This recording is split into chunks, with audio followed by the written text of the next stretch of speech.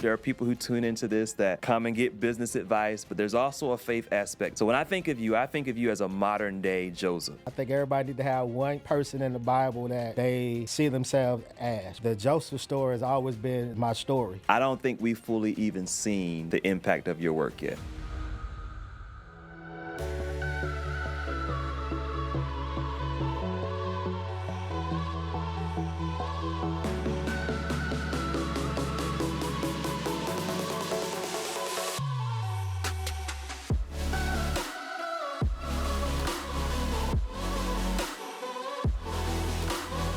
Welcome to another episode of Live the Grace Life. I'm your host, Corey Holman, and today we have an exciting episode ready for you.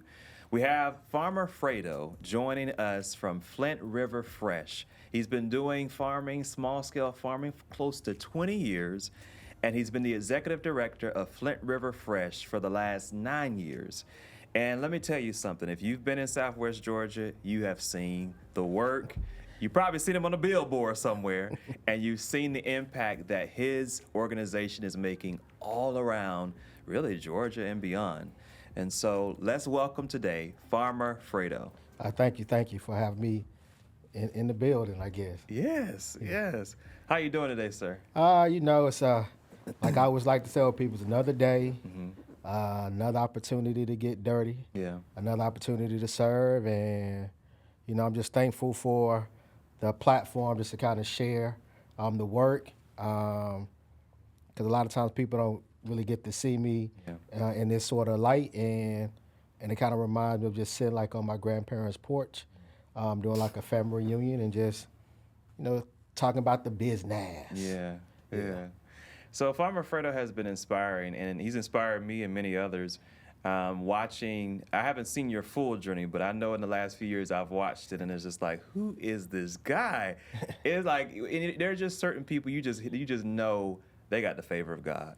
Like, God has favored Farmer Fredo so much. I remember when I first started seeing billboards, I'm like, who is this gentleman? Like, everywhere I go, every corner. And I'm like, God has opened so many doors for you, and it's inspiring seeing how you have innovated the space of farming. You really have. Well, it's God's grace, like how you said, because I didn't start off on this path at all.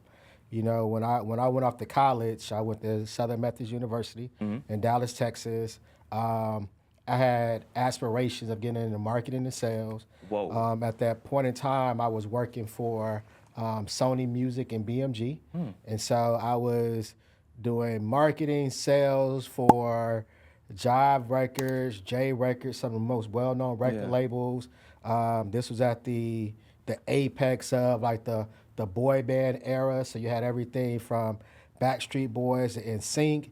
This is just when like Outkast was just kind of starting to come out, and I really thought that I would be like an executive vice president of like a major record label doing marketing and sales, but at the time, like we say, God had other plans. Yeah. So people went from buying cassette tapes and CDs and vinyl to getting everything digital.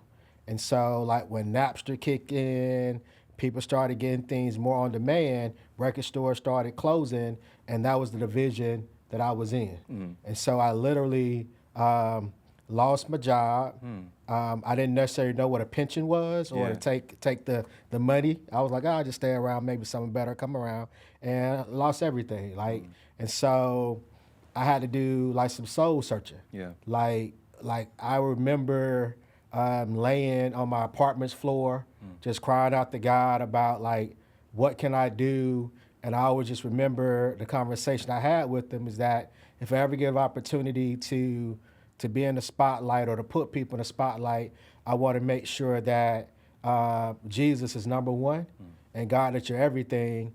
And it took a lot of humility, breaking point, times where I had to spend the night on friends' couches because I still thought I was supposed to be a music executive.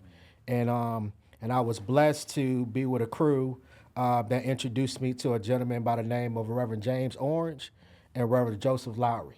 And so these were part of Dr. King's inner circle. Okay. And they introduced me to servant leadership, right? And like I never was like a power to the people sort of guy. I love to read Dr. King's books. I love the Black Panther story. I love empowerment, right?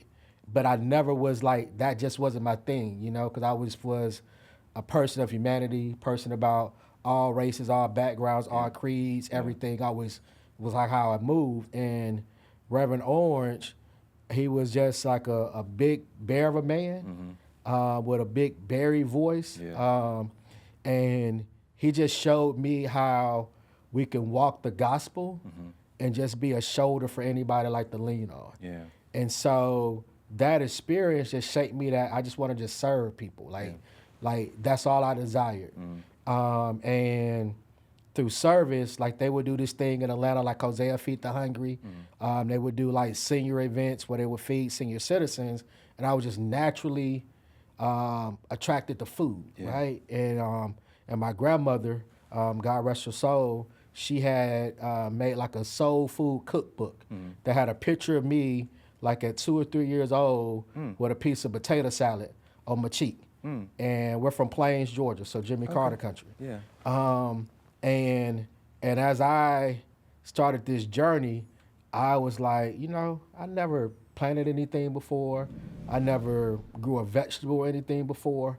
But my mother always used to tell these stories about me running through my granddaddy's garden, getting stung by bees, me taking watermelons and just busting them open and eating them ripe in the field. Me shelling peas and stuff for my grandmother, and how she remembers me just doing that all the time with joy, not like grudgery or anything like that. So she always jokes about me being the earth baby. Like outside making mud pies, the kid that would be fascinated by sun showers and just look at outside like, oh, it's raining, but the sun's out, all those.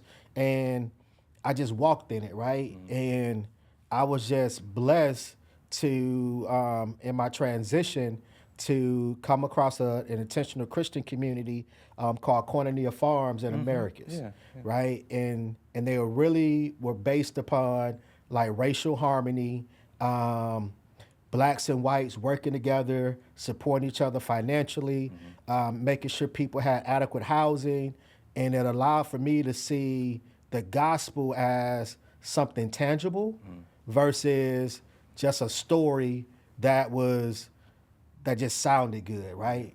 And I can go on and on, Corey. So No, you're good. Okay, all right. This is good. Okay, all right. And so through Koinonia, this began like, you know, I always call it like the Jesus year. When you're talking about like 30, you're kind of like, what is my ministry? What am I really about, right? No, well, stop. Were you age 30 during that time? I was like hitting close to 30. Wow. And did the music thing, all that stuff was going. And at Koinonia, they had like a little small kitchen garden. So they basically allow for you to have prayer time, to dive deep into the Word of God through like devotionals. And it's like their current business is pecans. So it's surrounded by pecan orchards. And there were two gentlemen there. One of them was Bud Styles. He was like an older black man, like my height, had like a southern drawl. And there was another black man, Bone Harris, well, Reverend Norris Harris, but I call him Bone. And they just talked about farming, and it just made sense to me. And so I would watch YouTube videos, I would read agricultural books, and there was another gentleman there, Brandon, who was like an Irishman, and he was like the same creed, but he was into like animals and stuff. And so literally, they said we have a kitchen garden at Koinonia every day at noon, and they still do it today. They serve a meal that anybody that's on campus can participate, eat. And I just used to grow vegetables, but the vegetables I planted were all the vegetables that I saw in my grandmother's cookbook. And it was just like Southern comfort food. And literally I started just growing. And at Koinonia, it's the birthplace for Habitat for Humanity. And so during spring breaks, you had all these college kids and people that were doing more research about Habitat, how it was founded, that would come to Koinonia for lunch, and I just remembered people eating the food and saying, "Man, I've never had a tomato taste like this," or "I've never known squash to taste like this," or "Man, these cucumbers just fresh." And so the praise they were giving me was like motivation, and that's what started propelling me. Like, I'm really blessed to do this, and I really like the idea of people of all backgrounds or humanity sitting down at a table and hearing the word of God, but also just sharing each other's stories and having something in common just for that 10, 15 minutes, right? And I've always just felt like if you could just get the world, like the pause, whether it's like Sunday, Saturday, whatever it might be, sit down at a table together. Dr. King always talked about the common table, and just talk to each other how many differences can be removed, and more of our things we have in common could be shared, and maybe we could utilize this as a foundation for making the world just a better place. Like, to keep it simple. So that's kind of it to now. No, you're good. No, I mean, it's, and I've been to that place. I got a chance to sit down and eat the meal and listen to the stories and meet different people. Me and Asher went, I think that was last year at some time. And so we got to experience it. And so I had no clue that you had been through that experience. I didn't even know it existed, to be honest with you. And then I brought up your name, and they were like, "Oh yeah, we know." Yeah, so the director, I can't remember the lady's name, but Brand. Yes, Brand yes. Dubé, yeah. And so she knew of you, and like, I'm thinking I'm introduced, and they're like, "Y'all need to check out Farmer Fredo," and then she's like, "Oh, we already know Farmer Fredo," but I stayed out there for 6 years. yeah, So it wasn't just like a flyby. Like, I literally lived on campus. Woke up every morning from 7 o'clock until 7 p.m. And like I tell, matter of fact, I just this summer they did a youth camp. It was called like The Earth is the Lord's, and it was based on Psalms 24 verses 1 through 2, where the earth is the Lord and everything within it. And literally for 5 days, we had 13 young kids between the ages of, the youngest one was 9, the oldest one was 15. And each day we had a different theme related to the scripture. But, my background is all about agriculture, conservation, and you heard me speak already about just treating humanity fair. And so each day with these young people, we dove deep into, we even had like a gentleman from like a Native American community come in to speak. And so I wouldn't be Farmer Fredo without the koinonia experience, right? Like, that wouldn't, like who I am is so ingrained into the land of koinonia, 1324 Georgia Highway 49 South in Americus, Georgia. And so, and I'm also learning too that koinonia also gives a place of renewal, a place of restoration. And I was telling people in the barbershop, like, when you go out there, you can have a cell phone, but it might not quite work because there's probably no signal. So it naturally makes you detach from the busyness of computers and things like that. And it was beautiful watching these young kids spend their free time, playing soccer, playing volleyball, playing basketball, playing Uno, Monopoly, so it kind of makes it more of a simple life, but you connect with the person next to you more, and you're not quite like in isolation so much as you would be with your phone, that type of thing. Which is important. I think we have, as a world, gotten away from that, like that grandma experience of, and everybody didn't have a grandma, because I had a grandma that lived on a dirt road. So I had that experience of, my summers were hot. We were back in the woods where, I mean, you could do anything. I mean, you could shoot something. You could. The fishing was right across if you walked down the dirt road. But those type of experiences, they develop you. They have, there's something ingrained, even I would say even a spirit of humility, because you're reminded, this is where my grandmother grew up. Like my grandmother, and I'm gonna tie this back in. My grandmother didn't even, have a high school education. Yeah. But those things, and seeing how all of that unfolds and it goes through generations, and how Farmer Fredo has went through this experience, and even the simple fact of what you said about how it developed an even greater appreciation for humanity. And I think most times there's just this underlining ignorance because we haven't even really experienced it. Yeah. We don't even know how to embrace cultures, right? If you've only grown up in your particular community, you won't appreciate what's happening in Costa Rica. You won't appreciate what's happening in Africa. You won't appreciate what's happening in Ukraine because you've never experienced it. That's right. And so as you open yourself up to experience other cultures, then there's a greater appreciation, not only for humanity, but how God creates people. That's right. Like how even their beliefs, I think for me, my experience has been, I grew up in the beginning where I just grew up only around people that look like me. And you can tell how that affects you when you come out of it. Because you're like, why am I? And then you will start to embrace, you go on mission trips, you go to Spanish-speaking countries, you go all those places, and it expands you because you begin to see things differently. And so Farmer Fredo has had that experience, and he's telling you, even in his story, that's how he got to this point. One thing I do want to say is, when I think of you, and understand, I know there are people who tune into this that come and get business advice, but there's also a faith aspect too. So when I think of you as a modern day Joseph. I really do.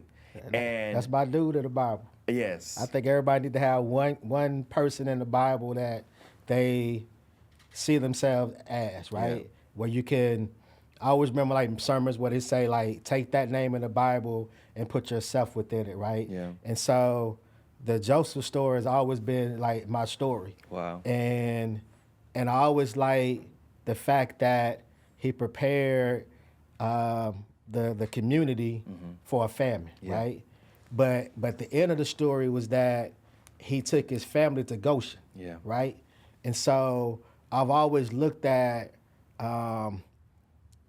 life's ups and downs. They're going to happen, and Joseph's story is filled with ups and downs. But you're always going to be in a position where you can do God's work, despite the ups and the downs. And so with his story, like I've always I'm glad that Genesis from like chapter 48, whatever it might be, to the end is all of who he is. But the simplicity of you never saw him lose it, right? Like despite getting thrown into a hole, despite getting sold off to slavery, betrayed, despite getting accused, thrown into prison, despite being forgotten about, you never heard him put God's name in vain, and you never heard him put his family's name in vain, and I think that's really key to like how God can move with you, right? Like, it's part of the plan. You meant it for this, but God meant it for good. Yes. Like that's his line.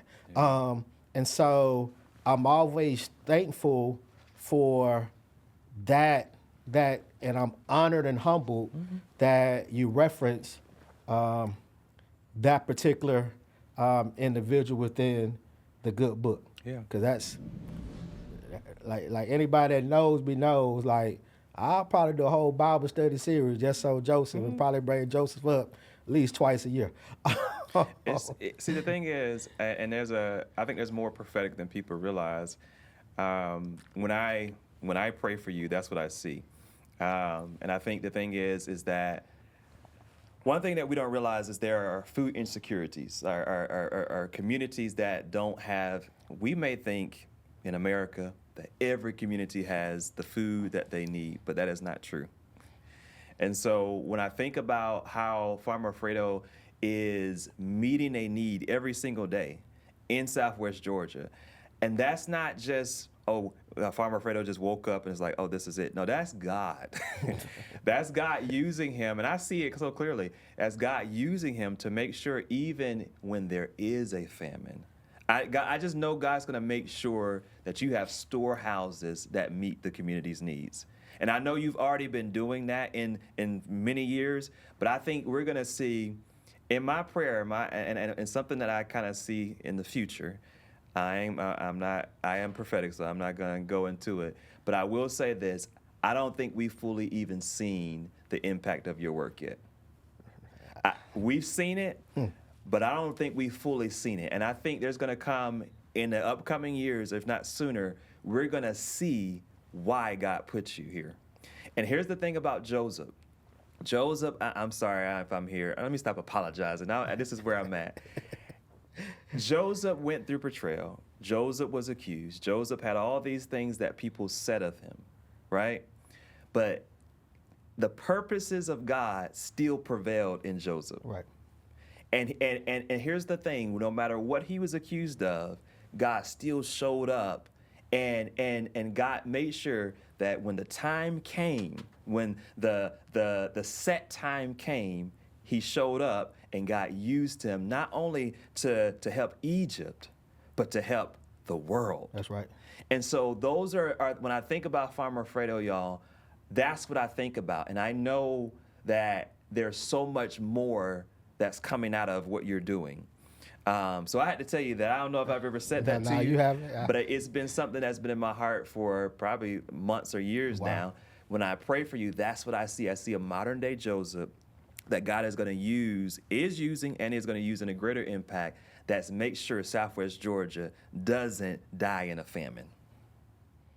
And I know by the Spirit you've sent some things too. So and if not, the Lord gonna show you some things.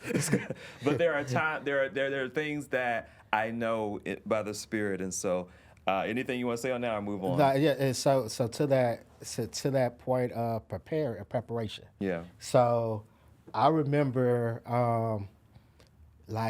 so when we started Flint River Fresh, our focus originally was on farm to school. Mm-hmm. So it was really about helping schools establish school gardens, showing kids, how to grow things and raise garden boxes, and that's how we started.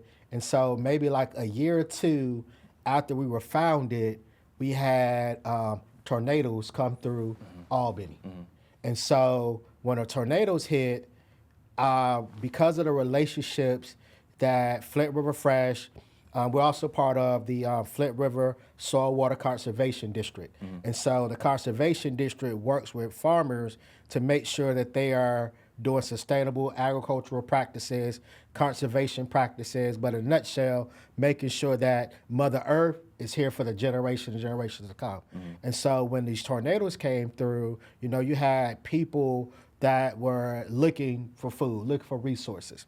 And it just so happened we had just started building with farmers in the areas. So we were able to, whatever they had in the field, put it together in boxes and just give the people in need.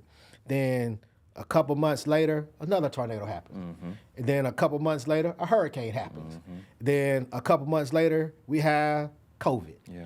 And if it wasn't because of the relationships, like I always tell people, like during COVID, from February when Albany became like number 4 per capita in the world of people dying from COVID, and our board gave us permission to utilize our funds to redirect it to go purchase produce from farmers, to purchase food from restaurants that were closing.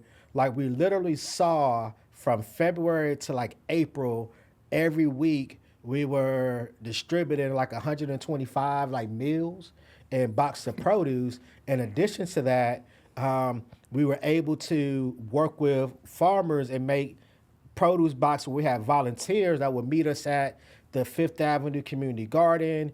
We would take boxes to people that were homebound. Mm-hmm. And so literally during the COVID pandemic for 4 or 5 months, we probably did about 3,000 or so boxes easily. And it was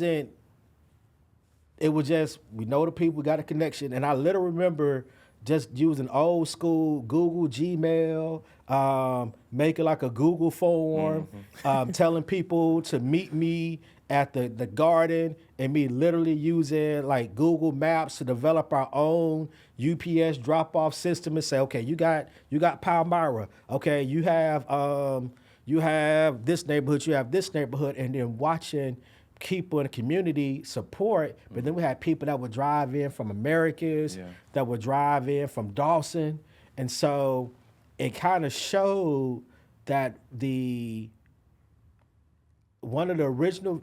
core vision for Flint River Fresh that we've always communicated is that we wanted to create a model for food, make food more accessible that could be replicated through in other rural communities.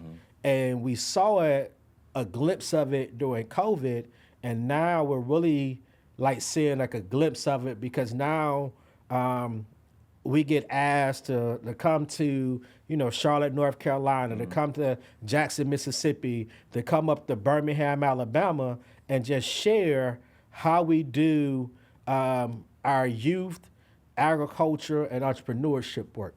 Because that's been the piece that jumped in my spirit after COVID was, you could do all these great works and people could know you, but what if they had, you had like some young senseis behind you, right?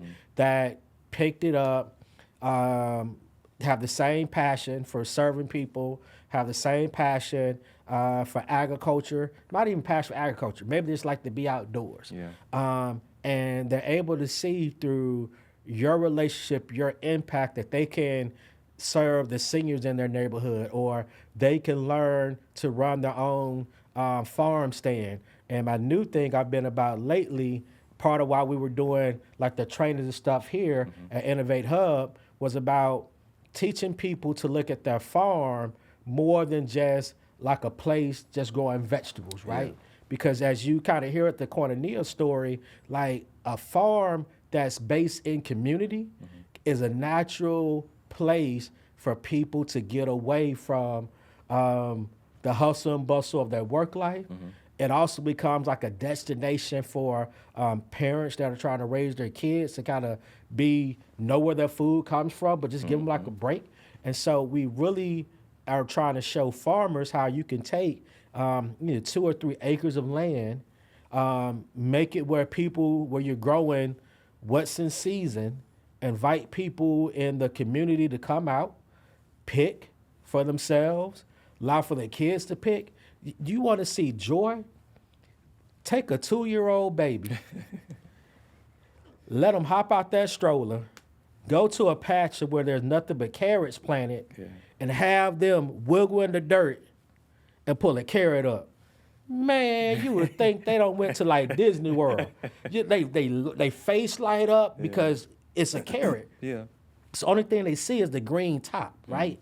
But once they start to wiggle it, and then that long orange carrot pops up, because everybody has a relationship to carrots because of Bugs Bunny. That's what I was thinking of. I was like, and so, but to watch their face, right? But then you take them to like a strawberry patch and say, go pick this strawberry up, and just watch it just chow down on a strawberry freshly picked. And so to that kid, they naturally have a connection to, if it's growing outside, it's joy and it's not drudgery. Imagine turning your business into a brand people can't stop talking about. Marketing that matters. The Entrepreneur's Guide to Growth and Success by Corey Holman. It's your blueprint for building unstoppable momentum. This book is packed with innovative ideas, action steps, and game-changing insights that you can use right now. Are you ready to disrupt your industry? Don't wait. Grab your copy now on Amazon and start dominating your market today. So part of what we're doing is that by doing these small scale farming communities, we're able to introduce people to where their food comes from. Then also they get to hear the story of a farmer. Like, I enjoy sitting back and doing what I'm doing with you to everyday people. Like, no, just come on through. We can sit on the porch. I tell you everything that's happening. But letting them connect to their food. But then the flip side is they are now advocates for us as farmers. Yeah. So when they hear about things going on like the Farm Bill, like in D.C., or they're hearing about not enough food, where can we get more food and stuff from, they have a relationship to an actual grower that can show them how to grow it in their backyard, but can also show them how we're doing these conservation practices that you might just hear buzzwords about, but while we're trying to get things put in place, or while we're trying to get DC, a local government, to support creating more community farm plots, creating more resources so we can have more smaller scale farmers that are within a 30-minute drive of most cities of about 50,000 people or more, you know? So that way you don't have to worry about if your food gets to ship from Atlanta to come to you. It's like, no, just go 30 minutes outside of your Albany, Georgia, about 5 or 10 acres. We could probably take care of about 5,000 people pretty easy with fresh produce half the time out the year, right? Yeah. But showing that it's doable and that the community can really be a part of it, and that's been like the blessing with these trainings we've done here at Innovate Hub, because like now the garden space, yeah, you could pick, but I was joking earlier about we had an event where we would have people going goat walking. You ever just said, yeah, people walk their dogs all the time, but let's go walk some goats. Or better yet, have you ever rode on a horse before? No, let's just get somebody with some horses, do assisted horseback riding. Or better yet, ever been to a pumpkin patch? No, we got pumpkins, we got everything. But it's to introduce the simpler way of living, right?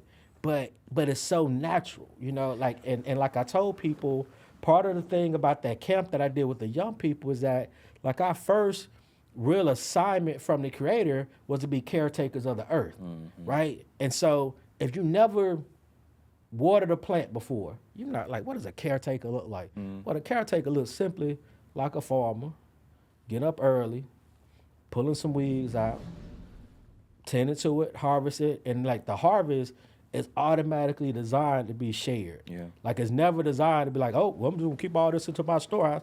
Like, nah. God made these plants, when they produce a seed, they produce hundreds of seeds. That's true. So that lets you know it ain't never meant for one person, one entity, but it is meant for us as caretakers of the earth to take care of it enough to be able to share with somebody, again, that is less fortunate or doesn't have the ability, doesn't have the space or land, doesn't have those resources to provide for them.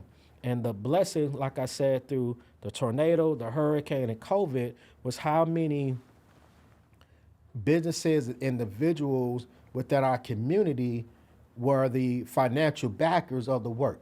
So was it like, no, it was literally like mom and pop businesses, even local farmers that were contributing to us giving back to the people that were without. Yeah. And that's the foundation of what keeps me motivated, keeps me believing that, like what you said earlier, down the road, everything gonna work itself out, because I've seen it where individuals and community members themselves have supported this work and are continually supporting this work and continually like opening up doors that, like I can't even like speak on it, because people always ask like, how did you do this? How did you do this? How do I do this? I'm like, look, I might be the wrong person to ask because like God favor just different. Yeah. And that's all I can say. Yeah. And that's it. Like, I don't know how we started working with schools. I think it's one of those things that people don't realize, especially, and so this podcast helps entrepreneurs too. And so the idea is that Farmer Fredo has implemented is the power of collaboration. Understanding that you cannot work alone, you cannot be in an island by yourself to produce what God has put on the inside of you. And so even the simple fact of what Farmer Fredo was talking about, even in the seed of are the seeds that are found in a strawberry or any type of fruit, it is meant for us to produce more. It is meant for us to share it. It is meant for us. And I think when we talk about harvest, we always think about money. You know what I'm saying? Like when you hear church talk about harvest, or we think about souls. But even for the simple fact you bringing it down to earth, because when the Bible talks about harvest, is using that as an example. It is showing us how the earth can reproduce within itself. Yeah. And so Farmer Fredo is an example of that, of how you must work together. But he says something here, and most of our guests say the same thing, is the simple fact that it's the favor of God. That the favor of God is simply his undeserving grace that shows up in such a way where you do what you can within your power, and then you have an indivisible partner, as I say, that comes in and steps in and does the rest. And he's been able to do that for our community and beyond. And so how can local leaders, churches, and partners connect with the mission of what you're doing? So one of the ways, one of our very first avenues was we attempted to establish what we call faith gardens. Okay.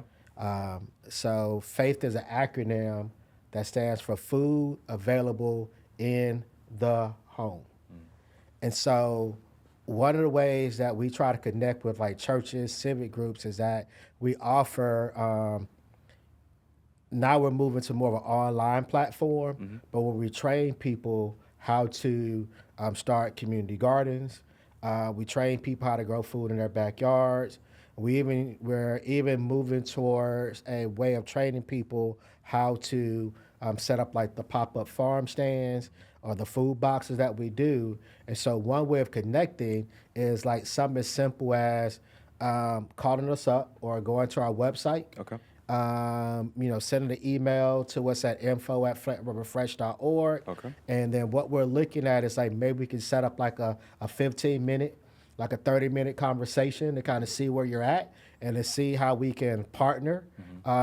We can share resources with you as well.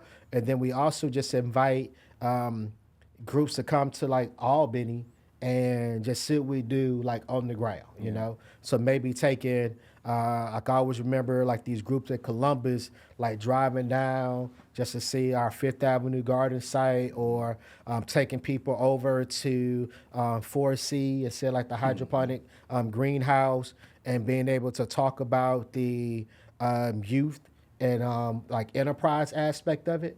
And so that's one way. And then also, I mean, if you haven't heard my voice, I would really love just to be able to come into different church spaces and just kind of like just share our story and share how we look out for one another, how we support people less fortunate, but then also just like how even within like the church community, I'm giggling now because I always remember when I was part of like my koinonia phase, like my mom, she goes to Good News Ministries in America. Shout out to Bishop Wallace. And I remember when I first got like the green thumb itch, I was like, I'm gonna start selling collard greens at church. And I started selling collard greens at church. So they gave me a space in the annex where I could bring in like collards, mustard, and turnip greens, and literally people would at the church, they would like buy it at the church service. And I would have an abundance that I would be able to set up outside in the church parking lot. People just driving down the street, came on the church grounds, got some greens. And so it was all about, for me, I was just like, look, I grew this. Like, or if I didn't grow it, like these came from Mr. James' farm or Mr. Morel's farm, and some black farmers in Vienna and Montezuma that, I'm just happy to be their mouthpiece for them and stuff like that. And so that's just ways that different community groups can be involved. Is maybe you have and since we're talking about entrepreneurship and people starting a business, like one of the things that you want to find is like, who's your audience, right? And like, where's my target audience like located? Like, where can I get the most return based on my time and energy. Yeah. And so at a church, you might have 50 people, you might have 250. Yeah. But if you could approach that church with about wellness, healthy eating, is there a way we could collaborate? That church, and I use Good News Ministries as an example, like they were pretty regular customers of my collard greens, turnip greens, and mustards, right? And so even with the youth, we kind of talk about that they're part of like the band or they're part of a civic club. And so maybe they're able to approach their group as a fundraiser versus doing Krispy Kreme donuts. They might be able to do a strawberry cut collard green type sale. Same concept, but it promotes for that young person. You know how to grow greens, you know how to grow strawberries, you know how to grow corn, peas. Now you're exposing your skill and the product of it to the audience that you're already around. Yeah. So you're not like I tell people all the time, if a young person comes up to you that's genuine, integral, and they're like, excuse me, ma'am, excuse me, sir, what you want to buy this watermelon from me? They're going to be shocked, number one, that you selling watermelon. Yeah. Shock number two, that you said ma'am or sir, and then that you actually have a product that benefits them, right? And that's just fruits and vegetables. And so I always say, like I always used to crack jokes, because back in the day I used to have like dreadlocks and the whole nine, about like I'm selling a different type of green. So you want a part of this? And yeah. I didn't know you had dreads. Man, yeah. There's a picture of me that like my wife has and my mom has. I had like dreadlocks, and it's like a picture of me right beside T.I. when I was doing like the music stuff. And so, yeah, I had like dreads, the whole nine for about 7 years. Wow. Yeah. So listening to this, you all. So I would encourage you all, especially churches that serve a population 50 or more or less. I mean, even just bringing Farmer Fredo to come in to talk about this wellness, talk about these things, even talk about, because if you go to any really these schools locally, he's helped them with food boxes and making sure that they have like not just food boxes, but like a garden on site. And I think that's beneficial too, is churches making sure that you have, let's not just preach it, let's live it, let's eat it, so that we can live longer and have it on our property. If you have it available, I don't see why not. But here's the thing. We sow into Farmer Fredo. We don't just ask him to come. And I know Farmer Fredo going to be like, I'll do it for free, but no, we sow because this is type of work. You said no. Well, the other reason why I lean towards it now is that the need. Yeah. So like if like I always tell people, like now because of the work that we do with the young people, like you have to transport them. Yeah, you it's have cost. to feed them. It has costs that are involved. Everything does. And one thing you kind of triggered, I forgot to mention, in addition to work with young people, we have been able to work with groups of farmers and help to get their produce inside like our schools as well. Yeah. And so throughout like the school year, we had the hydroponic lettuce at Fort C that we're delivering to schools here in Dougherty County. But then we also have like a network of black farmers that we work with, a co-op in particular called the New North Florida Cooperative, and they grow sweet corn, collard greens, peas, snap beans, on and so forth. But we're able to work with them, work with different school districts, and that's kind of how we're able to get some of the support that we've gotten from some of our senators and congressmen, because they know that Flint River Fresh's work isn't just Dougherty County, that in the past year, we've helped deliver produce to Sumter County, Lee County, Mitchell County, Seminole County, as well as Turner County. And that's just, farmer has this order, we reach out to the school nutrition director, and they're like, hey, we have some funds that are available. And so that becomes another income stream for a small farmer that they didn't necessarily have. And then we're able to take, again, that extra, that abundance from that harvest and serve the schools. we're able to take that abundance and harvest and work with local health clinics like Albany Area Primary Health Care, Valley Healthcare in Columbus, and do a program that we call Fresh RX.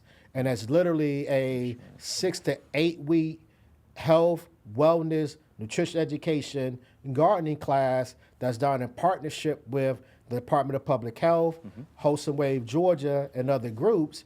And it's literally about let us walk beside someone that's on a health journey and give them the peer-to-peer support that they need to make better health decisions. Yeah. And so we're currently looking at how we can take that same model and roll it out to a younger generation. So like high school age students, they be able to teach them about like cooking, nutrition education. Like I told people for the summertime for our youth program, we incorporated a curriculum called Cooking Matters in addition to just gardening. So they would garden in the morning, afternoon, we had another young person that was 20 years old that went to Albany Tech, learned culinary skills, and she was teaching them about whole grains, teaching them about how to make, scrambled eggs, how to boil water to make noodles.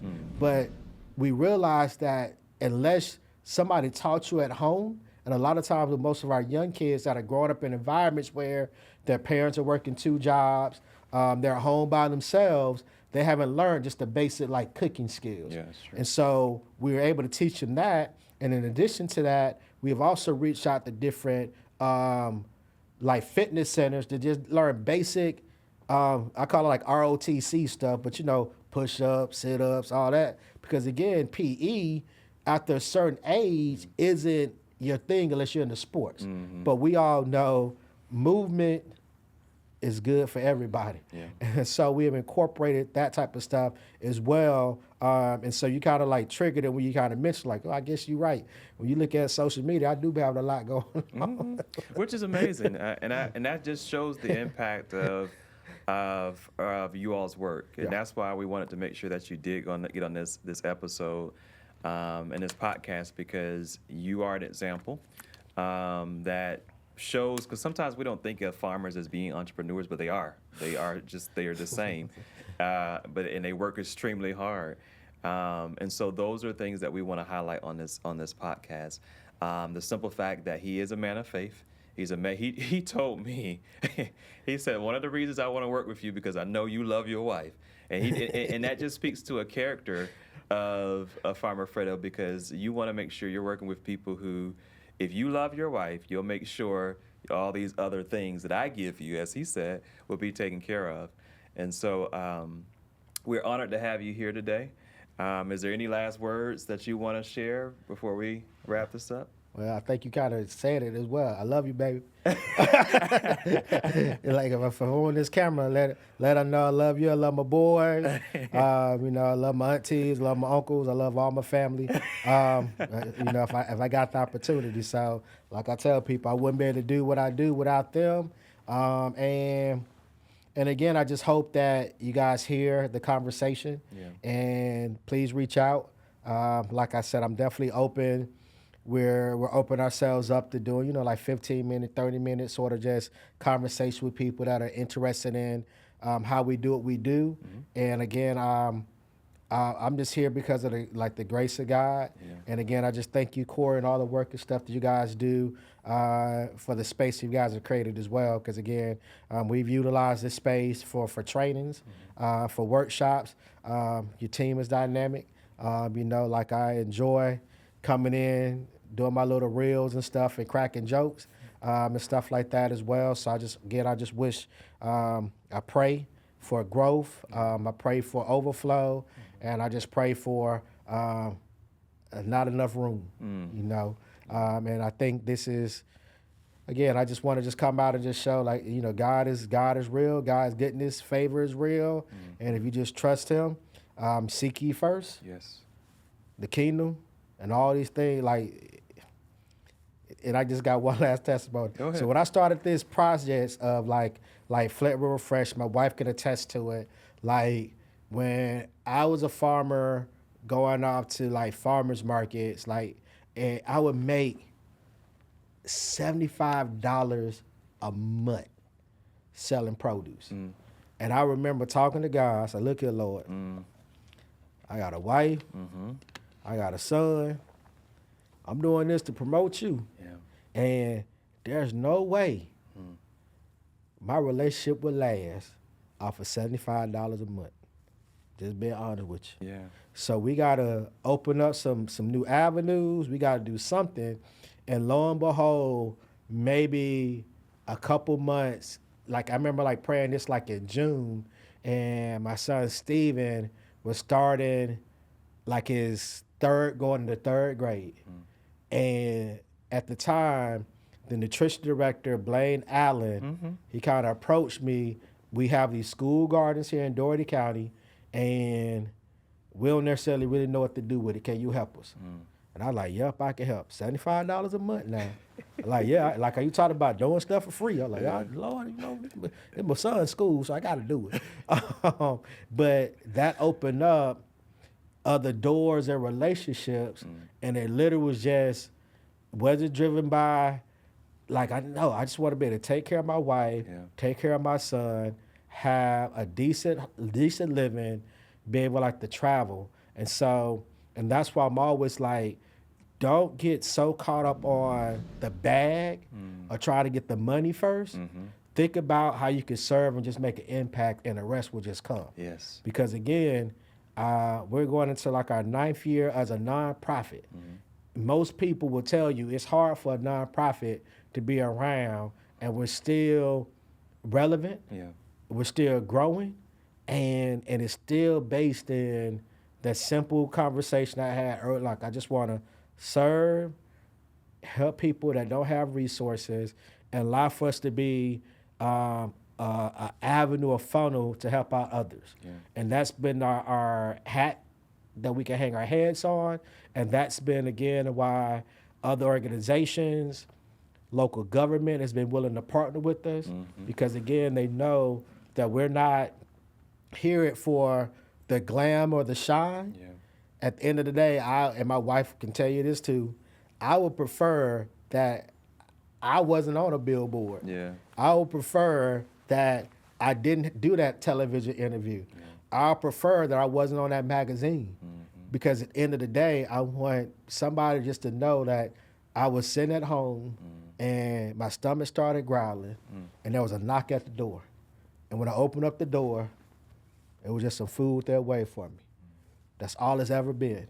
And having other people to be, like they say, you're the hands, we're the feet, we're the eyes, we're all of that for the kingdom. Yeah. So I just want to give you another tool that allows for you to serve God's people, be a vessel for God's good work, and be able to show others what the benefit of it could look like. And that's like my closing thing. So again, I'm gonna look at the camera on this one. I not just teasing. So that's it. That's powerful. I think that's powerful. And I think all of us have had that point at some point in our journey in entrepreneurship. It's just like, God, listen, the numbers ain't numbering, but the purpose is what keeps you going and waking you up, and the passion for that. And so thank you for sharing that testimony. I know those type of testimonies are when God really speaks to people, because someone could really be watching this right now who is having in that moment of entrepreneurship, and they're just like, God, I went full time in this, because I had the same that first year or two. It's amazing to see what God does over time. But here's the thing that I wanted to mention, and we're going to wrap this up, is the Bible talks about those who humble themselves, and in due time, you will reap. He will exalt you. And I think what Farmer Fredo said is so true about most kingdom believers. We don't really desire the spotlight. But what happens is as you humble yourself, that's a key principle, God does it. Yep. In his timing, in his own way. And so as you do that's the key. That's the key ingredient of any area of life. Humble yourself, and in due time, God will exalt you. Yep.